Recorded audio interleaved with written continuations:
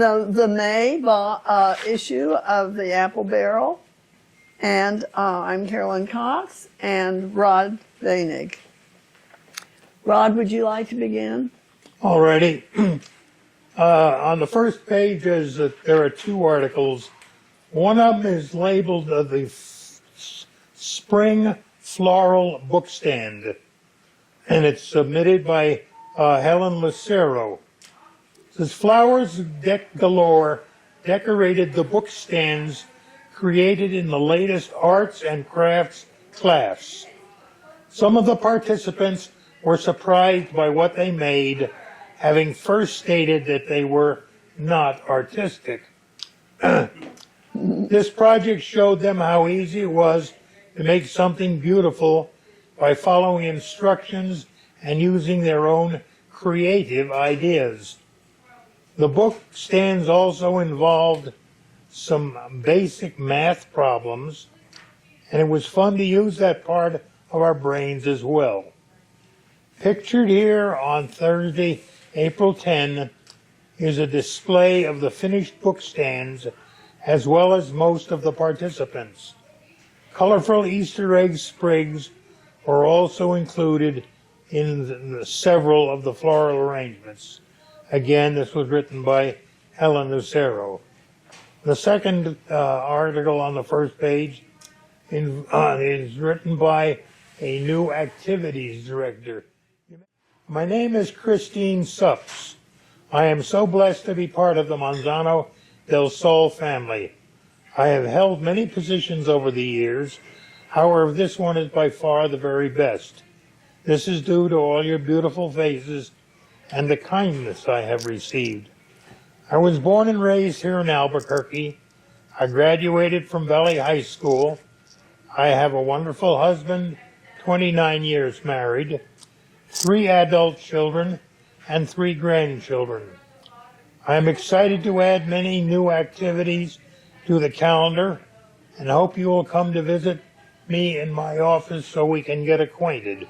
And if you have any ideas or suggestions, I would love to sit and hear about them. I am always available, so please don't be shy. And it's written by Christine Supps, who is the new activities director. Page 2. Seneca Internal Medicine. I would like to inform you of a primary care that provides care in your own apartment. So there's no more having to go out to doctor appointments. Your provider will be a phone call or an email away. They will respond within 24 hours, if not sooner. They always have a provider on call and can provide all services at home, including lab work, as well as x-rays. Dr. Camila Jaramillo is a lifelong New Mexico resident who graduated from UNM Medical School. She's been boarded in internal medicine since 2002. She's been practicing for 23 years, with the last 12 since 2011 being a home visiting doctor, running her visiting doctor practice, Seneca Internal Medicine. Prior to that, she was a hospital doctor at Presbyterian Downtown Hospital. She is married, the married mother of 5, with an interest in gardening and outdoor activities. She has 2 very skilled nurse practitioners that she works closely with to provide the highest level of in-home care to homebound patients in Albuquerque and Rio Rancho. They bring care to your doorstep. Danielle Thompson, FNP-BC, a board-certified family nurse practitioner. Before becoming a nurse practitioner, she spent 6 years working in an intensive care unit, where she gained valuable experience managing complex and critical health situations. Her journey in healthcare started even earlier as a medical assistant in a primary care office and with foot and ankle surgeons, which gave her a strong foundation in both general and specialized care. Both women provide excellent resident-focused care and are a pleasure to work with. If you're interested in having them care for you, please stop by my office and I will be happy to assist you in starting the process. And that was written by our nurse, Vanessa Jackson. And I have something that I'm sure will be of interest to anyone who's considering this, and that is what insurances they accept. They accept Medicare, Presbyterian Healthcare, United Healthcare, Blue Cross Blue Shield, Humana, and the Advantage programs. I don't know what they are, but I've heard of Advantage Medicare or Medicare Advantage, and I suspect it is another supplemental program, the same as these others, but they accept all of those insurances. Moving on, many thanks to the staff at Manzano del Sol for my beautiful retirement orchid. Thank you, thank you, thank you to everybody for the big old send-off party planned by Mark, Abby, and Perla. Much appreciated. To the MdS residents, staff, volunteers, caregivers, longtime vendors, and everybody who makes up the good atmosphere of MdS, what fun we've had together. It's been my distinct privilege and honor and joy to walk among you for the past 26 plus years as your playground director. You will live in my heart and memory forever. Boatloads of love are being sent your way. And that was from our former party, Marty, who was here and worked so hard. Such a delight. Sharon Christensen has submitted an announcement about the United Women in Faith. United Women in Faith invite any interested women in joining us for a special time of fellowship. We meet the fourth Tuesday each month in the hobby room from 1:30 to 3 o'clock. Our May meeting will be on the 27th. For questions or to RSVP, please call or text Sharon Christensen, and then she gives her phone number. This is something new, and if there's been anybody that's been wanting to have something to say without becoming too deeply involved, I think this is an opportunity. It's written by Mary Lombardo. It's called a Community Education Committee. The Community Education Committee is putting together its schedule of speakers for next year. We'd like to invite residents who have a topic or areas of expertise they feel would interest others at Monzo to let us know so we can add you to our list of speakers. There is a possibility of scheduling several speakers into one presentation. If you believe you have enough to present but don't feel you have enough information to fill 40 minutes. There are so many here at Monzano who have wonderful, interesting life moments to share, and we'd love to hear about them. Even if you are just considering taking advantage of this opportunity, leave a note at apartment 635, and I will get back to you so we can talk about the possibilities. You may not know him well, but I'm sure you've seen things by him. It's called Helping Hand News, and it's written by Ron Friedrich. And as I recall, he put out a notice some time ago that if you had needed help with some minor fixing, repairing, that kind of a thing, that either he or I think he may have some others that work with him who were volunteering to do it. Yes? Mm-hmm. Okay. In any event, his brief article says, if you have a request for help in your apartment, a few items from Sprouts or True Value, or would like a visit, you no longer need to fill out a request in resident services. Instead, call Ron Friedrich, and here's his number, or Carolyn Brislin at her number. A reminder to all and a shout out to new residents.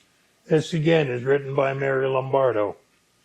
Catholics have a wonderful opportunity every morning at 10 o'clock in the chapel, or the first, third, and fifth Mondays we attend Mass and receive our Lord in communion. On second and fourth Mondays, we gather for the Rosary in group prayer. And here's a little quote from the Bible that is fitting. When two or more are gathered in my name, I am there. These are wonderful opportunities to share prayer and fellow believers and bring our petitions to God as a group. Everyone has particular intentions, worries, and requests. What a joy to share them and pray for them and others without having to leave our residence. It's too good an opportunity to pass up. See you in the chapel, Mary Lombardo. And finally, a brief closing on this page is from the Library Committee. Please do not remove any of the newspapers from the library. They are for everyone to enjoy, and this is submitted by Marge McCammett. Rebecca Roth has submitted an article introducing us to some new residents on the 5th floor, Robert and Elfrida Allen.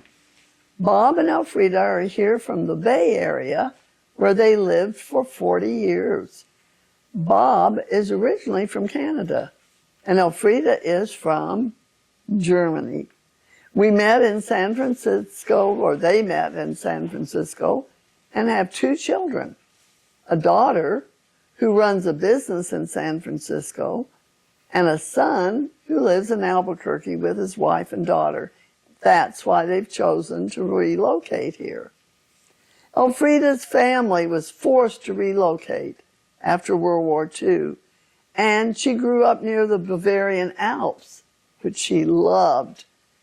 She arrived in the United States at the age of 21 and gradually made her way across the country, finally getting to San Francisco. Bob was also living in San Francisco at that time, and they met on a backpacking trip. They went on to marry and continued to enjoy many backpacking trips. Aside from backpacking and hiking, Bob enjoys swimming and was an active scuba diver for many years. Bob worked as an engineer at the Bechtel, and Elfrida worked in the office administration. I may have pronounced that wrong. Bechtel. Hopefully, Bob will enjoy the pool and hot tub, and they are both interested in continuing to hike and find close parks to walk to. And they're going to have a little time off because they're working on the boiler in the swimming pool, so they have to be a little patient. Thanks, everyone, says Jan DeCourtney, for your donations to the Roadrunner Food Bank. Yay, Manzano! In March, another 62 pounds of food donated by our Manzano residents was delivered to the Roadrunner Food Bank. 62 pounds, that's considerable. The total amount of food that has been collected and donated by Manzano residents so far, in 2024, we donated 146 pounds and $10. In 2025, we donated 86 pounds of food.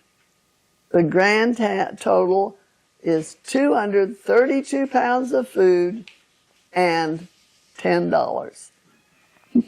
The donation box will remain available indefinitely outside apartment 319. Please add your donations to what is already in the box, and I will take all the donations over to the Roadrunner Food Bank as soon as the box is full. Roadrunner Food Bank is happy to accept all types of non-perishable foods, and their greatest need is for protein foods. If it's too far for you to walk over to apartment 319, call me, Jan, and she gives her number, and I'll come and pick up your donation. And that's by Jan to Courtney. On gift shop news, you all know Debbie Harrington, who runs the gift shop. The gift shop is gearing up for the biggest event of the year. It's going to be our 6th annual fashion show. Mark your calendars for May 30th. Whoops, I think that's gone by. At 9 a.m. in the chapel. Gift shop volunteers and staff put on a show you will not forget. Mother's Day is another holiday that we all celebrate. We have presents for mothers, daughters, and anyone else on your list. There are also some great pieces of artwork in the store too. Moving on to an article by Barbara Noyes O'Neill. It's called Music. The world is alive with the sound of music. Be still and you shall hear the singing of the birds, the buzzing of the bees, the purring of the cat, content upon your lap.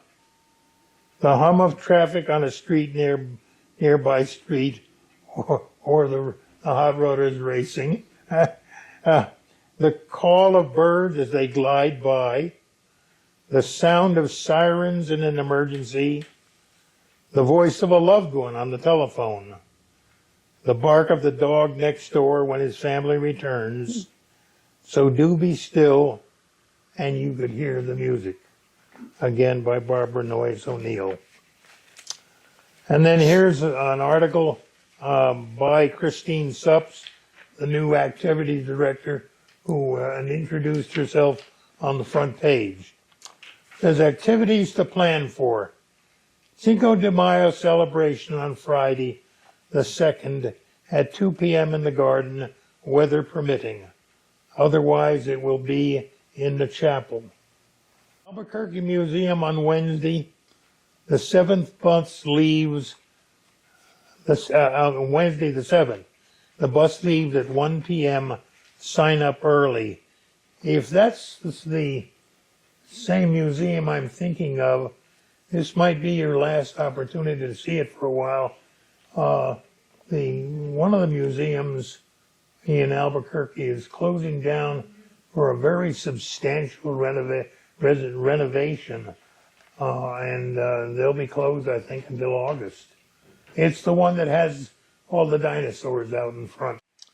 May 8th at 2 o'clock in the chapel. We will be having a resident show and tell. Bring an item that you cherish and tell us all about it. For a beautiful Mother's Day, mothers, come join us to celebrate. We will have a Mother's Day tea party in the chapel at 2 p.m. on May 9th. If you would like to take the bus for a lunch out, we are going to go to the Winrock Mall. Eat and shop afterwards, so sign up early. Let's see who can make the best paper airplane on the 23rd at 10:30 a.m. in the chapel. You will have 3 days to perfect your plane for our paper airplane contest on May 27th at 2 o'clock in the garden. Mark will be sending each plane off the second floor seat to see which one flies the farthest. Prizes will be given to the first and second place winners. We will be celebrating our April and May birthdays on the 23rd at 2 p.m. As for all music programs we will be having this month, Please make sure to check our May calendar for detail. Again, by Christine Supps, Activities Director. Betty Logan has submitted an announcement about The Chosen. She was given all of the 4 seasons of that movie, and that's the movie of the life of Christ. Wonderful. It's very well done. And that's going to be shown every single Monday evening. And they've already had their first showing of the first episode was on May 5th, but there'll be every succeeding Monday at 6:45 in the chapel. And they've started with episode 1, and they're going to go all through, as I said, through episode 4. If you have any questions, call Betty Logan in apartment 618, and you can get her phone number from us. And that's, again, Betty Logan. Will you take the next here? Sure. The next one are a list of all the May birthdays. And we have quite a few. Virginia Fernandez has already passed. Charles Nemeth was on the 8th. Donald Swenson was the next day on the 9th. And Charlie Batzel is on the 10th. And by the way, a little P.S., I think that he's doing a little bit better and out of the hospital. Charlie went to the hospital with pneumonia a week ago. And so he's going to be in rehab for a while. Diane. He's in long-term care, short-term care. So he's already there. Yeah, great. He's close by, across the garden, and you can see Charlie. Diana Pena is going to be on the 11th, the day after Charlie's, and then Gwen is the next day, Gwendolyn and Lynn. Shirley Ham is on the 14th. Marion Cooper is the 21st. Margaret Kirk is on the 27th. My birthday, the 28th. And James Bowman is going to be the 29th. And Ron Friedrich almost rounds out the day, almost the end, the 30th. Then David and Kathleen Shea are celebrating their anniversary. They were married in 2001. And then we're also welcoming a new resident, Gerald Gates, and he's going to be in apartment 337. Mary Gruby submitted this statement. It's Steve Lovey's view of integrity. Integrity is the value we place on ourselves. It's our ability to make and keep commitments to ourselves, to walk our talk. Your discipline comes from within. It's a function of your independent will. You're a disciple, a follower of your own deep values and their source, and you have within you the integrity to subordinate your feelings, your impulses, your moods to these values. So says Stephen Lovey. On page 10 are a list of the Sunday services at 2 o'clock and the list of Wednesday services at 10:30. And the only one that does not have a name in it is for Sunday, May 11th. I think TBA means to be announced. All right, I have something I want to share with you. And while there's a ton of information that I could share with you, I'll keep it brief. Okay, and it's labeled Passover. Now, Passover is a celebration of the Jewish people, and indeed, I think it was just last month that they celebrated their annual Passover. Now, this comes from the book of Exodus in the Bible. The Hebrews had been in bondage, slavery, if you will, in Egypt for about 400 years. And finally, I guess Moses, either on his own or on a word from on high, decided it was time to do something about that. So he and his half-brother Aaron set up a meeting with the Pharaoh. So at this meeting that he had with the Pharaoh, he went head-to-head with the Pharaoh, trying to get the Hebrews released from Egyptian bondage, and the Pharaoh was having none of it. So Moses decided to play hardball, and you will hear that when I read the poem. There's a ton of history I'd like to share with you, including an oft disputed translation of Reed Sea to Red Sea. You will find, if you read the book of Exodus, that at the end of this, that Moses is alleged to have led his people across the Red Sea. I think almost all historians agree that was a translation error. You have to think that the translation to get from Hebrew to to a language that we speak, it went from Hebrew to Greek to English, and the English was the King James Version, and I think that came out in 1611, and even that was a fur piece ago. But somehow or other, the words, the Jewish words that were translated, people have gone back and looked at it, and the words say Sea of Reeds, not the Red Sea. Now there's a couple of problems here.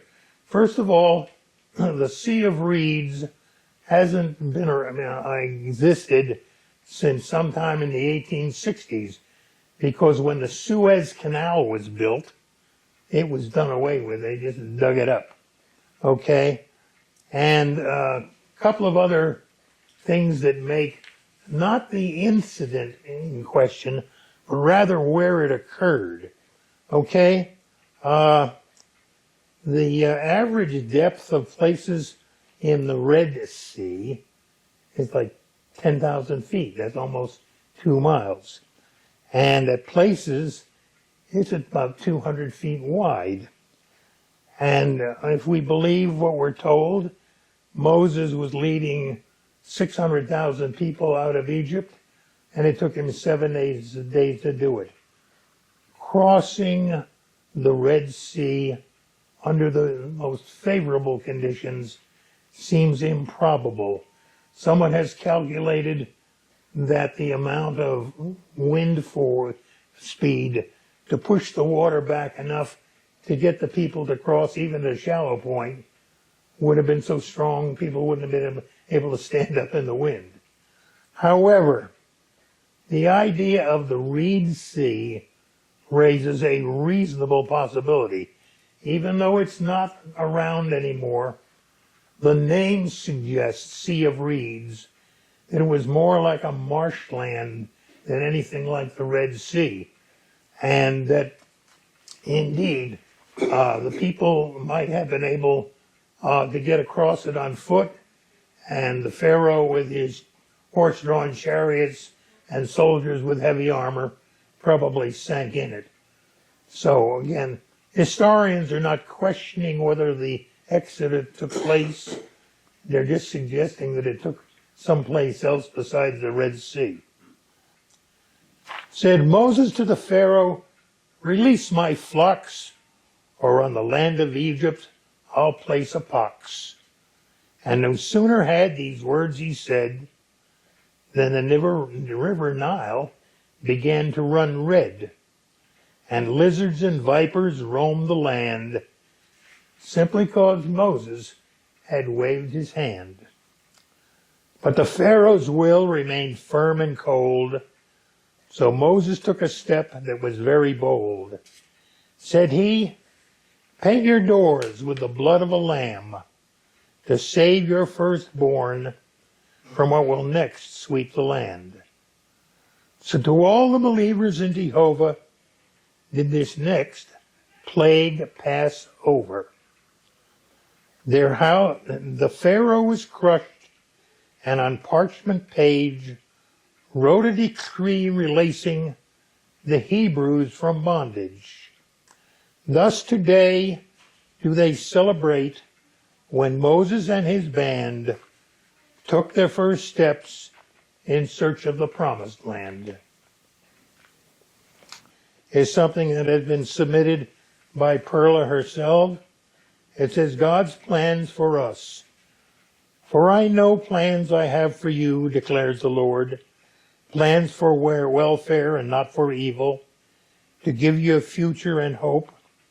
Then you will call upon me and come and pray to me, and I will hear you. You will seek me and find me when you seek me with all of your heart. And this is submitted by Perla Torntinez in Resident Services. Mary Ruby has submitted the next article, and I think it's a little article about relationship with her sister and herself. But let's see what you think. Once upon a time in this world of crazy weather and crazier politics, there lived two sisters. One, better behaved than the other, who did not love each other even as the Great Spirit chose to place them at a considerable distance from each other, who did love each other even though they were at a long distance from one another. Neither had daughters to fawn over them and keep them warm beside an eternal campfire. For celestial reasons, the Great Spirit chose the learning lesson of macular degeneration for the better behaved sweet sister. Perhaps because she was far more intelligent and with it and had more to learn and less to catch up on than the less self-reliant one who was still under the veil of time. A latent addict in partial disguise, much less technically gifted, nor savvy in the way of real world, nor blessed with self-reliance or unwillingness to avoid being a burden. So, macular degeneration was a path which would usher her toward an existence where she would experience the value and potential of accepting kindness and assistance from others and not have to always be the most capable and take care of leader of the multitudes, including the less well-behaved sister who had no daughter to keep her in line. She passed on her great leisure with many qualifications to use digital means to convey important and less important business and charged nothing for the service. How to repay her? Instead of addiction to truth, as she, the less well-behaved, saw truth, which did not convey caring to the one who mattered no blessings possible to consider sisterly love and appreciation with no concern about things and their intended meaning to sender and recipient. Now, if we want to understand what that's all about, we need to ask Mary Groupie. She is the one who has submitted that article. I wouldn't begin to say what was going on. Anna Kramer is the author of the next one, and she's introducing us to some more new residents, David and Pamela Hinchcliffe, on the 4th floor. They have been welcoming David and Pamela Hinchcliffe into their family. And although David was born in Connecticut, he moved to New Mexico at the age of 2, as his father was stationed at Los Alamos. However, this family had to live in Albuquerque, with his father coming home only on weekends. Those were the days. And Pamela was born in Kansas City and lived in Iowa, but moved to Albuquerque at the age of 12. Therefore, both attended Albuquerque public schools. Pamela continued her education at UNM in music education, but David attended Southern Illinois University after 6 years in the military. He then taught construction technology for TVI for 30 years. Pamela played the viola with the Albuquerque Symphony for about 12 years, while at the same time he was teaching at TVI. And she was also working as a federal investigator for the Office of Personnel Management for 30 years. So these people have been, certainly did put in their time of work and to the benefit of a lot of other people.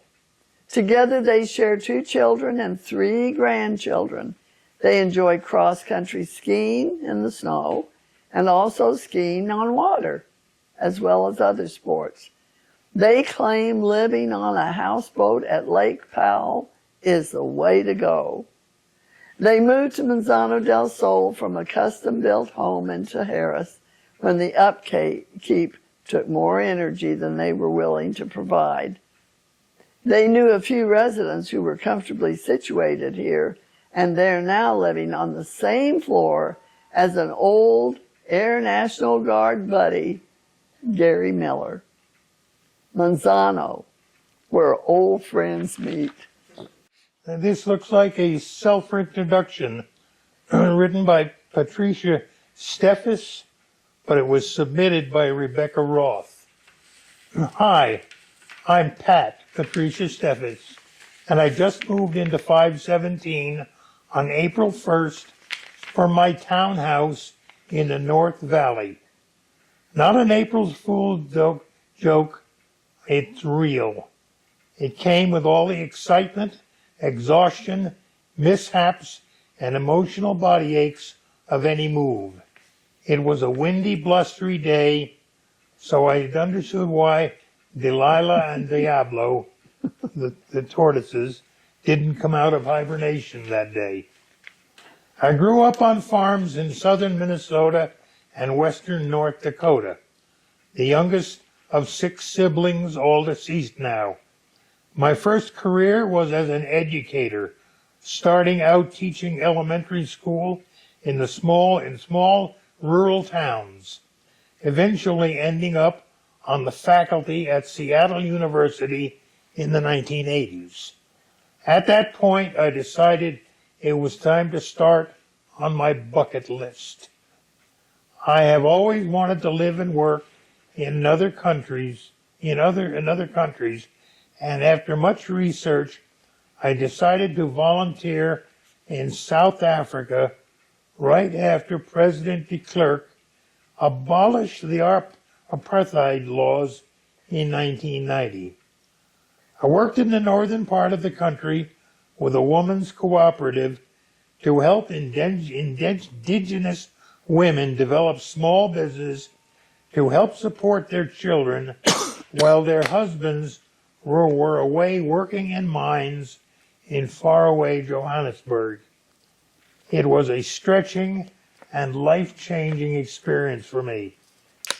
When I returned to the States in 1955, I decided I wanted to live in a sunny place. So after doing a library research for places that have the most sunny of the year, I moved to Albuquerque. It was a good choice. I love this part of the country. I completed the clinical pastoral education at Presbyterian and received certification and worked as a chaplain with hospice, which can be an emotionally draining, but it was a gift to me to companion people and their families at this significant time in their life. I've lived by myself for the last 30 years, so entering an established community would be a challenge. I chose to come here because I wanted to expand my relationships and no longer wanted the responsibilities of maintaining a house and yard. I realize I will like living here, but I ask you to be patient with me as I enter into this friendly and welcoming community at my own pace. I never married, but enjoy wholesome relationships with my 13 nieces and nephews. I love to read fiction and nonfiction and regularly attend Oasis continuing education classes, Opera Southwest, and the many concert opportunities in Albuquerque. Written by Patricia Steffes, but submitted by Rebecca Roth. And finally, closing out this page, another brief one by Perla. Human teeth are the only part of the body that can't heal themselves. They are coated in enamel, which is not a living tissue. Tooth enamel is the hardest part of the entire body, even harder than bone. Had submitted an article entitled Encounter of Import. Riding in one of those funny wheelchairs they use in hospitals, I was wheeled into the VA floor 5, Ward D, room 127, a 2-bedroom unit, and was stopped at the first bed. Removing my clothes and donning that wonderful gown unique to hospitals, I soon had the crew of nurses taking my vitals, installing the infusion needle in my arm, and then my supper arrived. Having already been injected with a diuretic, I next headed for the bathroom. Coming out, I walked over between the 2 beds where a clock was on the wall. As I turned, I blanked at the other bed and found to my surprise that it was occupied. Later, a nurse was helping my roommate, and that celebrated libation, Go Lightly, was mentioned. My roommate, it seemed, was due for a colonoscopy. Further on, he mentioned he'd suffered a heart attack sometime in the past, and then we both slept. The next morning, my roommate had a couple visiting. They spent the entire morning with him, and what I overheard was that my roomie had traveled frequently to Burma. I assumed that he was a businessman, and I gave it no further thought. As I was eating lunch, they rolled him out for his appointment with the periscope. Several hours later, back he came. He remarked to the nurse that the procedure was negative, but they wanted it repeated within a year, and soon he was being readied for release. He talked about doing this and that, and finally he stopped by my bed. "Are you from here?" I asked. "No, I live in San Antonio. I have a son here."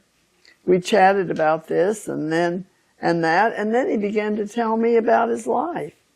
It seems he was one of 8 children, 2 girls, 6 boys. He was 5th in line. His family worked for British nationals in Burma, but they were harassed by their fellow Burmese because of this, because of working for the government. Apparently it was severe because they made plans to immigrate to our country and did so, taking 10 years to get their family over here.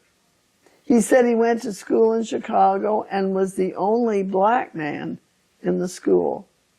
The other boys in the school beat on me every day, he said.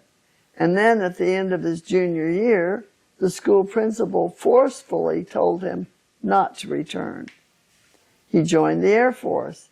This is where the story catches fire. At the time of his enlistment, advancement was by a written test. And he also took the GED high school exam, and in words, I aced it. In 10 years, he went from recruit E7 to master sergeant. And any of us who were ever in the service knows that this is almost never heard of. But there's more. He was sent to OCS, Officer Candidate School, and spent 26 years in the service and retired as a captain. and he left. Excuse me. Now, the first thing in my mind was, we hear of race hatred here, but hatred in his home country just because he worked for foreigners? My next thought was, where are those boys from school now? I wonder if they have any idea what their victim has achieved in life.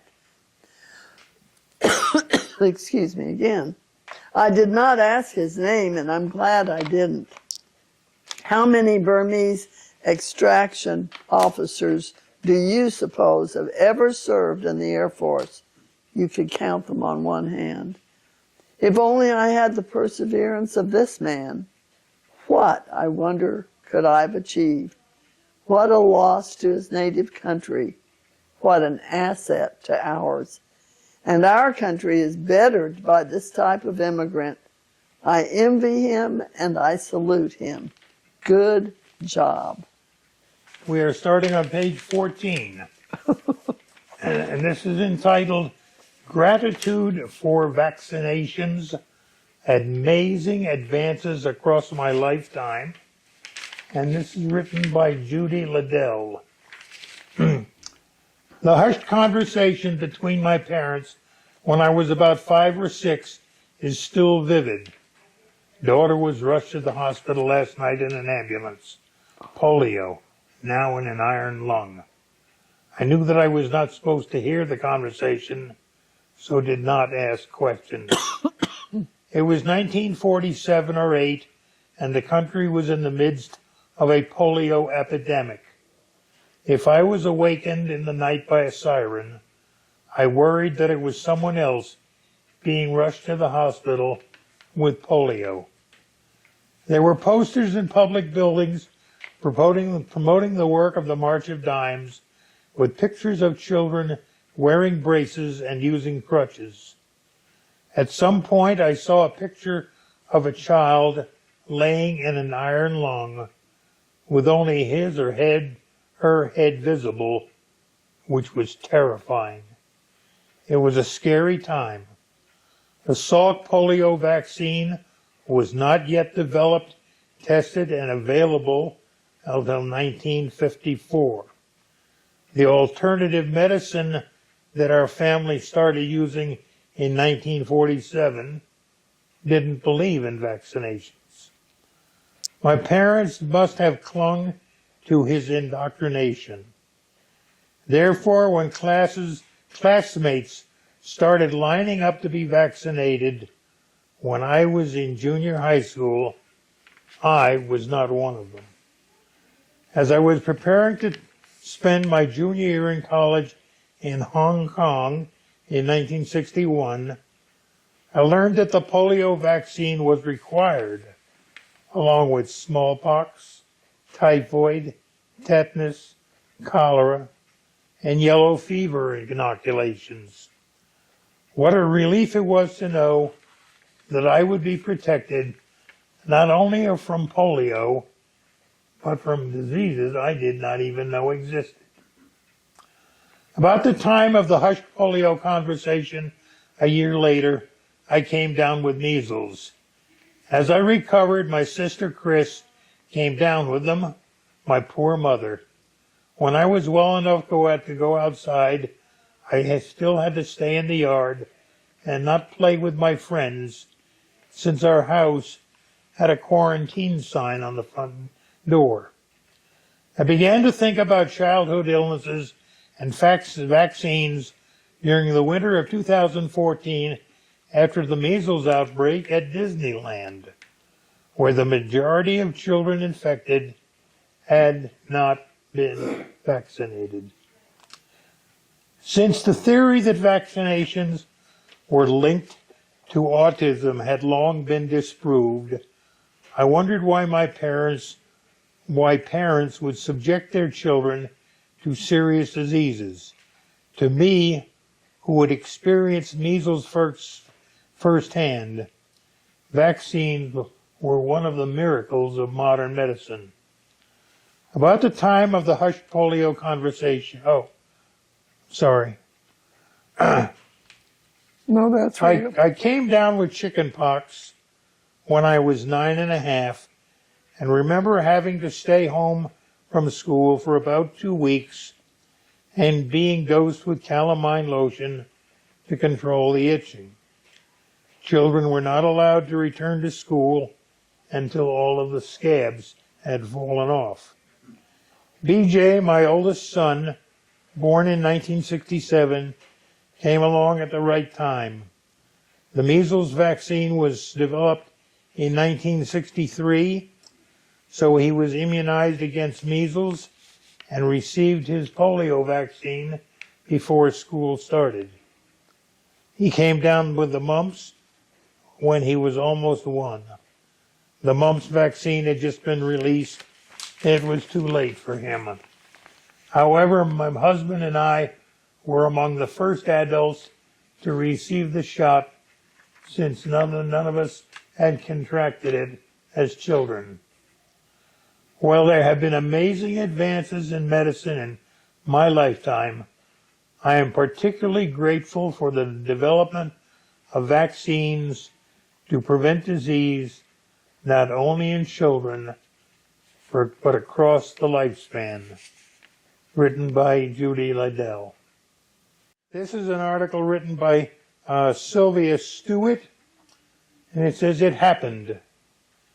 During the week of April 20, my son Jim and his wife, who live in North Carolina, were visiting me. On returning home after we visited the beautiful attractions in Albuquerque, I went to put away my credit card, only to find I didn't have it. In vain I checked my purse, my pants pockets, my jacket pockets. No credit card. Jim said, 'I'll look in the parking lot. Maybe you dropped it when you got out of the car.' On the way to the parking lot, he met David, the caretaker of the Manzano grounds. David asked Jim, 'Do you know Sylvia Stewart?' 'She's my mom,' answered Jim. David handed Jim my credit card and is now safely tucked away in my wallet. P.S. God is in all the details of our life." Finally, something submitted by Mary Gruby. It's handy hints from Heloise. To sharpen scissors, cut foil. To clean stain on rug, wet rug, dust on baking soda. And wait when dry, vacuum it. To clean burned or glass pot, boil some vinegar with a very little water, then very gradually add baking soda and simmer for a few minutes. Prolong life of cell phone battery and charge. Reduce all storage and history as possible. In other words, photos use a lot of charge. Texting uses more than calls. Saving many texts uses up charge. Save data and email photos. If washing shoes in a washing machine, best not to put in the dryer, air dry them. Hand sanitizer helps itching skin and mosquito bites. Spray cotton shirts with purified water and smooth to avoid ironing. To further all efforts, believe in your goodness and trust utterly in God. Mary Gruby. To announce we're now approaching the very back page of our May issue of the Apple Barrel. And this is where the wellness director always described the trips that she was taking. So this is very interesting to see what Crystal Lopez, who's our new wellness director, what she has cooked up. All wellness classes have been going strong. We added new classes last month, and they're doing well. If you're not sure which classes are best for you, stop by and see me, and we can talk about what your goals and abilities are. And I can recommend a class. I've created a variety of classes that meet all levels that can be successfully accomplished and beneficial. We also have begun our wellness outings. And if you have a special spot you would like to visit, please let me know. And more details will be on our May outing coming soon. And those truly are measured to our own ability. There's some that are very simple and are chair exercises for people like me. And there are others that take a little bit more physical strength and develop more strength. So there are a lot of places where most of us can fit in and kind of help with our maintaining our own good health. Join our wellness seminars this May the 22nd, which will be held at 3:30 in the chapel. Our inaugural session is entitled Components of Fitness for Seniors, and it will explore the benefits of different components of exercise for older adults and provide practical tips for healthy lifestyle here at Manzano del Sol. Wellness seminars will be once a month on the fourth Thursday at 3:30 p.m. Topics will vary on wellness and health. Look for the seminar list outside of the Wellness Center's bulletin board. And then at the end of her article, she is describing her Christine, their new activities director, and I have decided to team up to bring some fun we call senior sports. The first Thursday of the month at 3:30 to 4:30, we would like to invite all residents to the wellness classroom for some fun games such as chair volleyball, slap ball, beanbag baseball, tetherball, and more. If you're not sure which of these sports are what they are, come by and experience them for yourselves. It'll be fun to enjoy some familiar sports in a safe, senior-friendly way. It's open to everyone. You don't have to be a wellness member to join. We alternate different sports each month, so let us know your favorite of the senior sports. And again, that's Crystal Lopez, our wellness director. And if I can close it, hopefully on a lighter note, I had a brother-in-law one time who liked to kid around a bit, and he was at a PTA meeting, and they were conducting a little interview of spouses, and the question to him was, what is your wife's favorite outdoor sport? And he said, me, indoors or outdoors.